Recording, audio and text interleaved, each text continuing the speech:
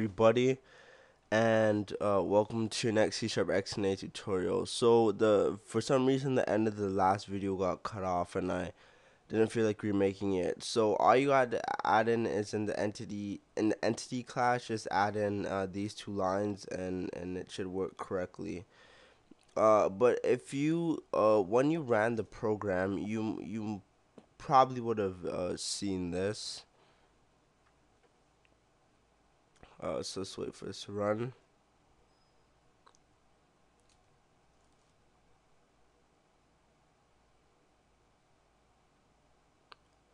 So notice it shows a player, the full sprite sheet, and then it shows a player.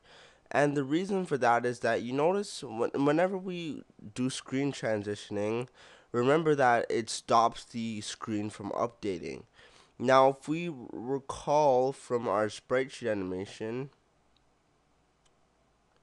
uh, okay, so let me zoom back in.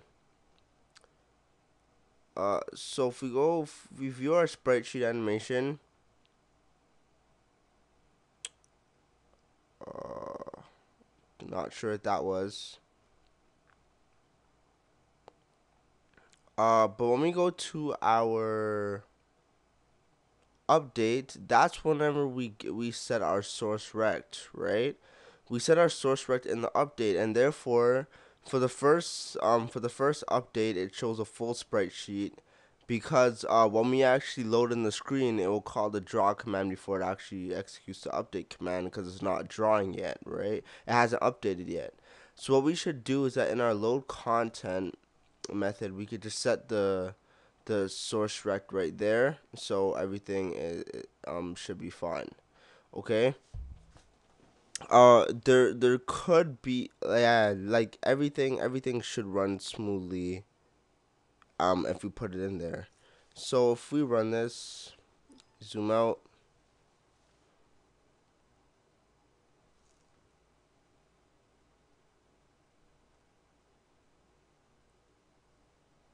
So when we come back in, we see our image. Okay, so as we said before, we only want to have the left and right walking animations, right? We don't care about up and down because the side scrolling is a side scrolling platformer. So what we're gonna do is we're just gonna configure it in order to do right and left animations and add in some input and so on and so forth. So in the player class, we'll add an input. The reason why we don't add an input into the entity class is because if we have like enemies and such, the enemies don't require user input, right? We just need it for the player class, so we have it there. So for right here, we'll just say input manager,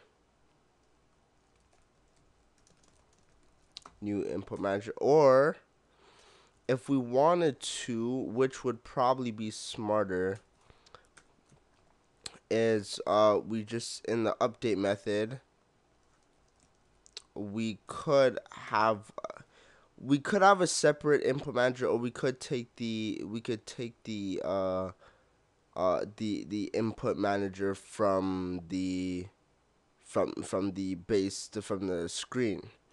So we could say input manager in there, and if we want to override it, then it makes sense to do it in the entity class as well. So even if the other enemies don't need it, we'll have it in there. And if anything, if we need to, then we can make two updates. We can make two overloads. So one with the input manager, and one without the input manager. So it really depends. And if you want to do that now to make it better, then I guess you could do that. But it's really up to you, whichever one you want to do. So for right now, we're just gonna say that before we forget, I'm just gonna open up our game play screen quickly, and let me just open up game screen just quickly.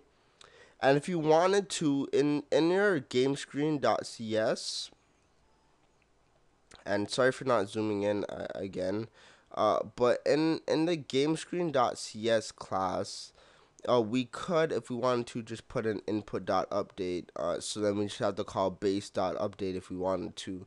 But since we haven't been doing that regularly, then we can get rid of this. and we'll just say input.update, input manager.update, and we have to put in the input manager. Okay, so let's go to player.cs. So all we gotta do is well, our move animation is gonna kind of, well, it's not really gonna dictate anything, but we want to calculate movement before anything else. So we're gonna say if input manager, no, sorry, if input dot, oh no, that's an unload content. Sorry, I'm in the wrong method. So we're gonna say that before the update, say if input dot key down, keys right, or keys D. Then we'll set current. So now we gotta get our animation's current frame. So we'll say move animation dot current frame. And I don't think we actually set something for that. So we gotta go to, yeah, we do have our public current frame and our sprite sheet animation. So let's see. Move animation dot.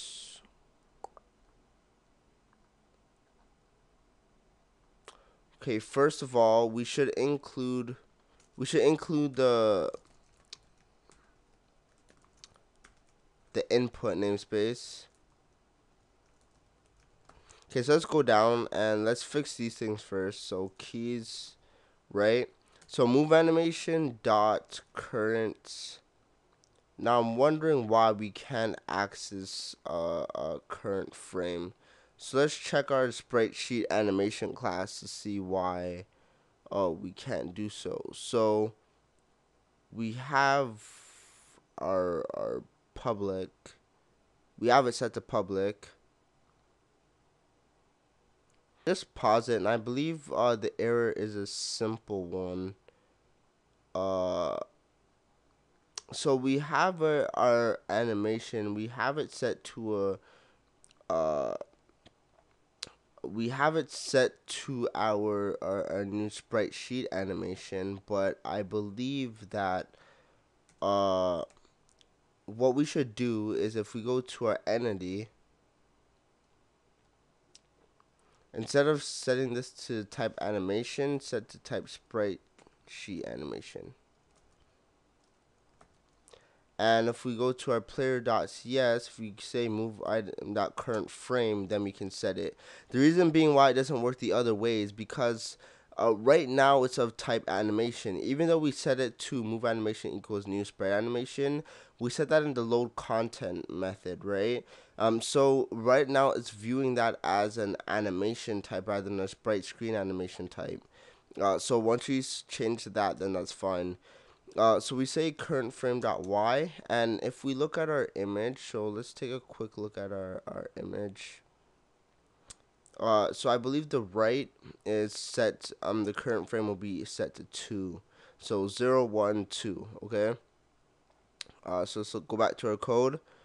So y will be equal to 2, and then we'll say else if input.key down, and we're not doing key pressed, we're doing key down because if they hold it down, then we do that.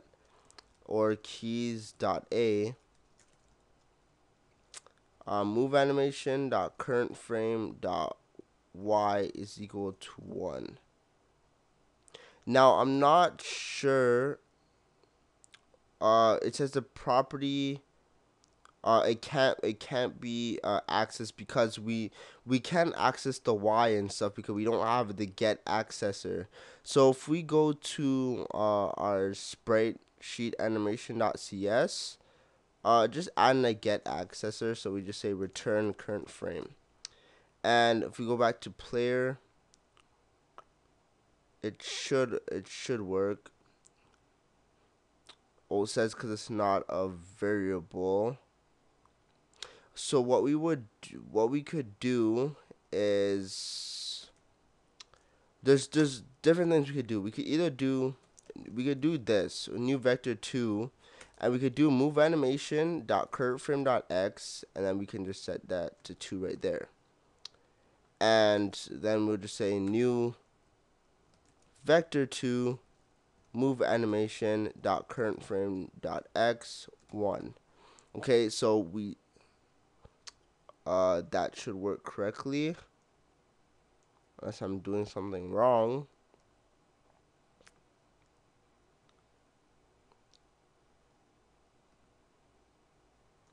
Oh, it's something simple. So just get rid of the dot y. Okay, so we set our current frame, and then from that we call move animation update. So we need to access to do the key stuff here, because our move animation update actually calculates a source rectangle. So if we don't modify it here, then there's a problem. Okay, so let's run this, and we get one error. And oh yeah, we have to go to our enemy.cs, and we just gotta add in our input manager, and we can get rid of this.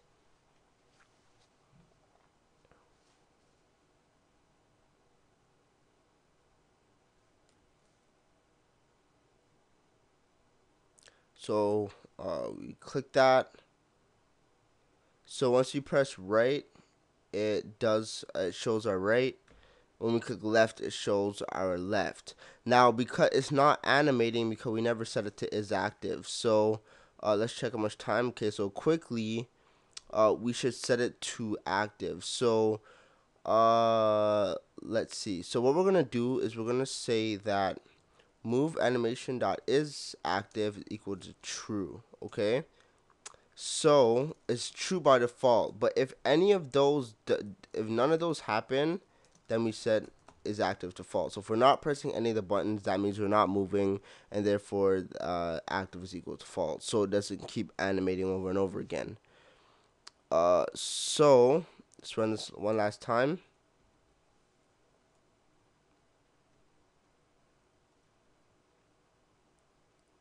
So when we press a direction, it animates in that direction, and when we press the next direction, it animates in the next direction. Now, if you try to press down or up, nothing happens, as you notice. So yeah, that moves accordingly. Now, one last thing before the tutorial ends, and sorry for dragging this on a bit longer, but if we notice in this bright sheet, the default standing animation is in the middle. So that means current frame in the x coordinate will be equal to 1. So what we could do is that in our spreadsheet animation.cs, let me zoom in here. If we scroll down right here, we could say else, and we could say current frame dot x is equal to 1. And then when we run this, that it will be on the default standing animation, even when we're not moving. So when we stop moving, it'll be the player will be in the standing animation. So we stop and we press, and it goes to the standing animation. So that is it for this tutorial. I hope you enjoy this, and it's getting a bit more exciting. So I hope you stay tuned, and you're excited for the next tutorial. So thanks for watching. Hope you enjoyed it. Don't forget to comment and rate and subscribe. So that's it. Bye.